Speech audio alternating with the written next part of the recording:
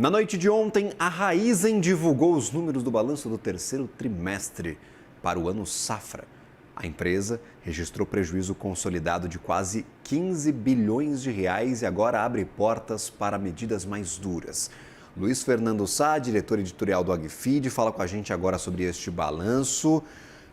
Situação bastante complicada para a Raízen e para os seus acionistas. Luiz, seja bem-vindo. Olá, Gabriel, bom dia a todos. Situação bastante complicada, né? A gente acompanha essa novela aí há pelo menos um ano e meio, né, Gabriel? Falamos aqui inúmeras vezes, aí com uma frequência enorme sobre os efeitos aí do endividamento alto, combinado com a taxa de juros elevadas. Esse cria aí um ambiente bastante complexo para as finanças dessa empresa, que é uma gigante aí do setor sucroenergético. Os últimos balanços da empresa já não tinham sido bons, né? A gente tem tido muito noticiário sobre medidas internas e também muitos rumores sobre o futuro da companhia. Por isso, ontem, né, foi um dia de muita expectativa em relação a divulgação do balanço. Estava previsto para acontecer ontem, no final do dia, né, depois do fechamento do mercado. Só foi acontecer de fato já no apagar das luzes ali da quinta-feira, né? Você que acompanha o mercado sabe, né, Gabriel, como são as estratégias das empresas. Quando tem notícia boa, divulgam logo que o mercado fecha, no comecinho da noite, trazem ali um release, né, destacando os principais pontos do resultado. Quando a notícia é ruim, deixa para o último minuto ali, já com o mercado indo dormir, as redes sociais menos ativas, para fazer menos barulho, né? Por isso que eu vou também citar, inclusive, aqui os horários precisos, né, da entrega lá dos documentos, da publicação dos documentos, porque eles ajudam a explicar ali um pouco esse contexto. Então, eram exatos 23 horas e 38 minutos, são 11h38 da noite, quando a gente conheceu os números do balanço da Raízen, como você disse, referente ao terceiro trimestre do ano safra, que é o equivalente aí ao período compreendido entre os meses de outubro e dezembro de 2025. E também vieram nesse mesmo documento os números consolidados aí dos 9 primeiros meses desse ciclo aí da safra 2025-2026. Não era aquele tradicional release, mas apenas aquela tabela, uma planilha básica ali com as informações trimestrais. Indicava ali um prejuízo trimestral de 3 bilhões e 900 milhões de reais, esse prejuízo dos 9 meses aí que soma 14,7 bilhões, quase 15, como você disse. Exatos 9 minutos depois, portanto, às 23h47, saiu um relatório mais detalhado, aliás, bastante mais detalhado, com 135 páginas. Vocês também, quem acompanha o mercado, sabe como são esses relatórios, né? Normalmente, logo no início, vêm as anotações dos auditores, que pode apontar alguma inconsistência ou destacar algum ponto específico que eles julguem relevantes. Pois bem, a auditoria da Ernst Young fez isso, ela enfatizou ali um dado preocupante, alarmante quase. Ele chamou atenção, sobretudo para um ponto ali que ele chama ali a nota 1.1, que era um trecho das informações contábeis intermediárias, que é onde a empresa detalha e justifica alguns desses indicadores do balanço. Nesse trecho do documento, a Raízen, então, indica que teve esse prejuízo aí de 14,7 bilhões no consolidado do período de 9 meses, findo em 31 de dezembro de 2025. E aí eu vou fazer uma citação do texto dos auditores para explicar aí um pouco qual era o ponto que eles destacaram. Bom, então, abre aspas. Esse evento ou condição, juntamente com outros assuntos descritos na nota 1.1, indicam a existência de incerteza relevante que pode levantar dúvida significativa quanto à capacidade da continuidade operacional da companhia. Então, você vê, é um texto aí forte, e essa questão da capacidade, dúvidas sobre a capacidade da continuidade operacional da companhia, os auditores estavam citando uma parte do trecho escrito pela própria companhia. Não é uma uma coisa que uma suposição dos auditores, era uma informação da empresa. Essa nota citada aí pela Ernst Young aparece a partir da página 18 desse documento. Então, o documento de 135 páginas, isso está lá na página 18, quem quiser consultar, acha mais fácil. Nesse pedaço, a direção da Raízen revisita ali toda essa via crucis que ela vem enfrentando nos últimos meses, desde que iniciou lá no final de 2024, um processo de reestruturação financeira.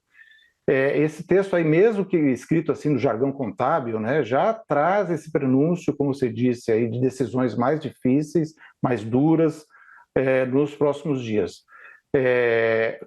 Isso porque, assim, na própria quinta-feira, ontem, enquanto se esperava ali o balanço, houve uma especulação tremenda no mercado, muitos diziam que ia haver um pedido de proteção judicial aí diante dos problemas financeiros, do grande endividamento, isso já estava até sendo precificado aí na comercialização de alguns títulos da empresa. Se falava muito de um CRA aí com vencimento em agosto de 2023, por exemplo, que estava sendo negociado com deságio de 63%.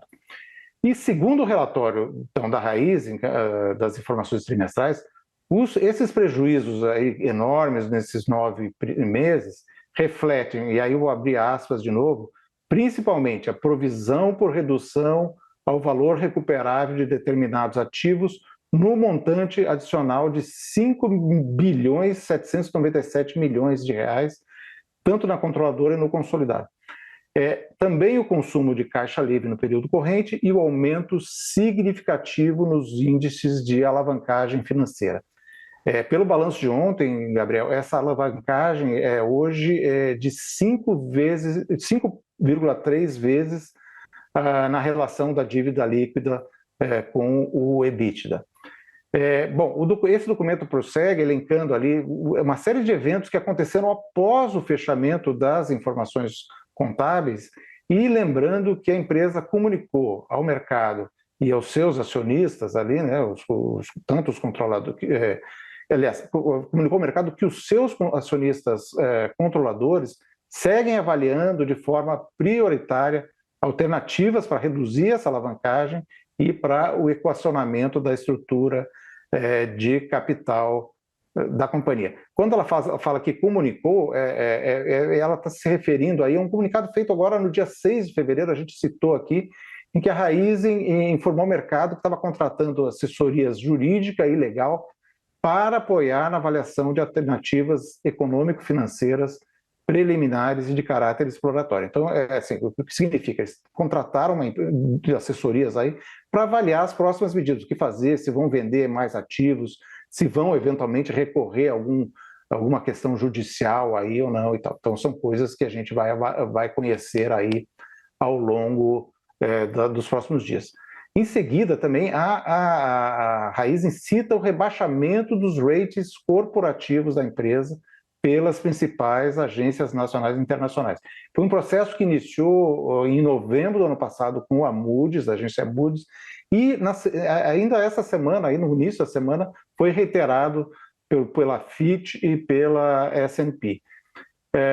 A Raízen diz que essas reclassificações que colocam os títulos da empresa dentro do grau especulativo de crédito, né, são resultado da deterioração da percepção de crédito da companhia.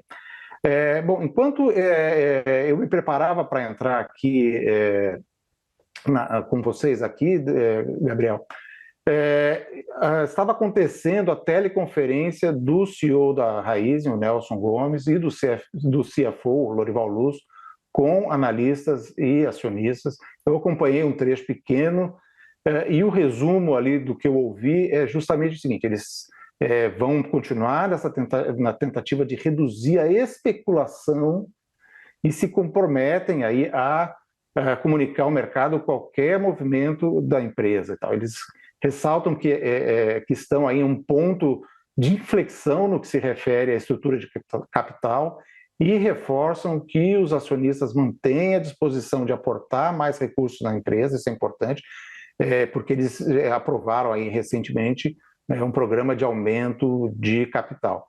E também destacaram o fato de estarem conduzindo essa análise de opções feita em conjunto com as assessorias legal e financeira que foram recentemente contratadas. Então, deve vir muita notícia aí da Raízen nos próximos dias, nos próximos meses, e a gente vai acompanhar sempre, né, com responsabilidade, como eles mesmos dizem, a partir dos comunicados da empresa e não em cima dessa especulação toda aí em que ela está envolvida, Gabriel.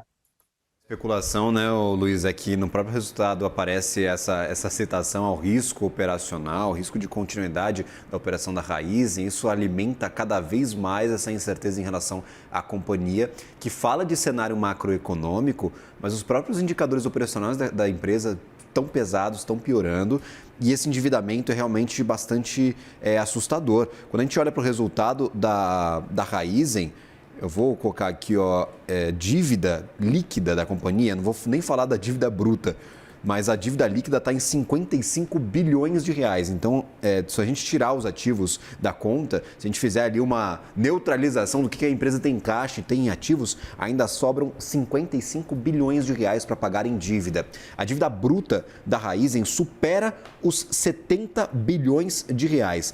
E só de pagamento de juro nesse último trimestre, só de resultado financeiro mesmo, quanto que a empresa teve que pagar para continuar com essa dívida, foram 2 bilhões e 700 milhões de reais. Se a gente compara todo o ano de 2025, esse ano safra, 25, 26, esses 3 trimestres que temos já de resultados apresentados, foram 7 bilhões de reais só de pagamento de juro, é quase 100% a mais do que no ano anterior. Então, esse endividamento está se demonstrando bastante insustentável para a situação da Raízen, que já vem, claro, de problemas climáticos, nós tivemos problemas com as safras também, para colocar mais um complicador no meio do caminho, né, Luiz? Então, vamos ter que aguardar os próximos passos, mas situação bastante complicada para a empresa. Inclusive, depois da divulgação do resultado, Luiz, a ação está caindo 10% na Bolsa de Valores. Perdeu muita força essa movimentação. Agora, claro, Raízen começa o dia muito volátil, caía 10% na abertura, agora cai 5%. Então, a gente vai ver, talvez, aí o tom do dia dos investidores tentando entender quais serão os próximos passos da empresa e, claro, fugir destes ruídos e especulações de mercado que a gente vê já há mais de um ano para a companhia, Luiz. Obrigado pelas informações, meu caro. Um ótimo dia, um bom trabalho a você. Obrigado, Gabriel. Um ótimo dia a vocês também. Um bom fim de semana pela frente. Valeu, até a próxima.